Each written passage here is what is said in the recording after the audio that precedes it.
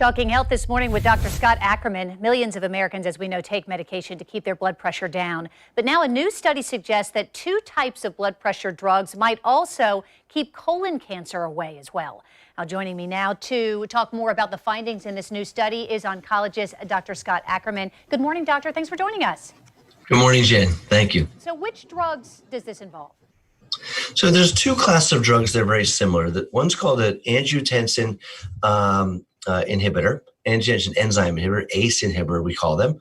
And the other one's angiotensin 2 receptor blockers. So everyone's heard of these ACE inhibitors. They're considered a miracle drug for hypertension, things like lisinopril, other drugs like that with similar sounding names.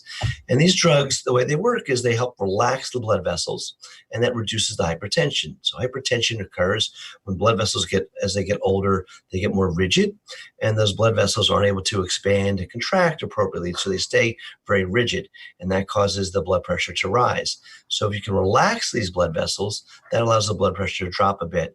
And these have been just life-saving drugs for patients, and they're relatively inexpensive.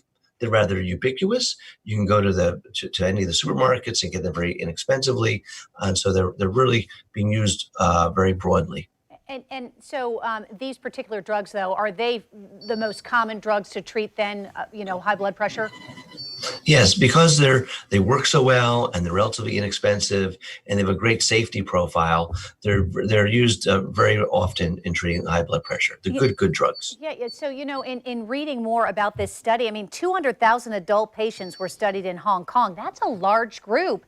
That certainly gives it a lot of weight in terms of its efficacy, as this goes through. Right, it's a very, very strong trial. When you have 200,000 patients you're looking at, there's a lot of strength in that, and means that the statistics are very good when you have such a large group of patients. We frequently look at studies about cancer drugs, and the studies are looking at 20 patients or 50 patients. And with those studies, you're not sure whether it's just a sampling error that in that small group there's been a benefit or not. But when you have 200,000 patients, it's hard to dispute that because it's such a large group of patients that the statistics are the statistics, and they're probably very real. And is it showing that it helps a particular age group or a particular risk group more so than maybe others? So what they looked at all these patients. There were 200,000 patients. Some of them had colon cancer in the past, and some didn't.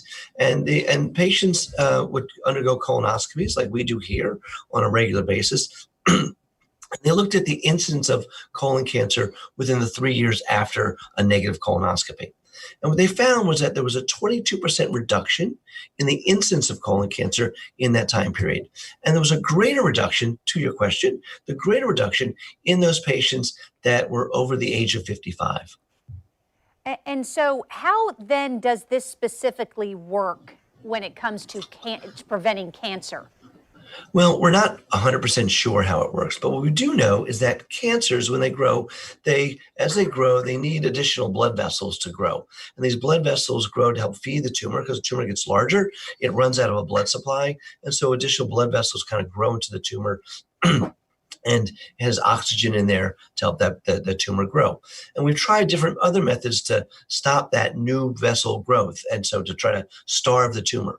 Well, this angiotensin, these ACE inhibitors rather, because they relax blood vessels, there's no longer the need for these new vessels to grow. So this inhibits also this new growth of new blood vessels.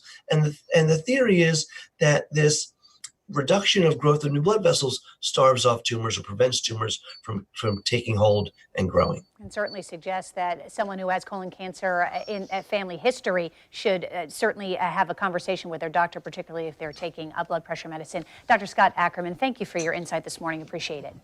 Thank you, Jen.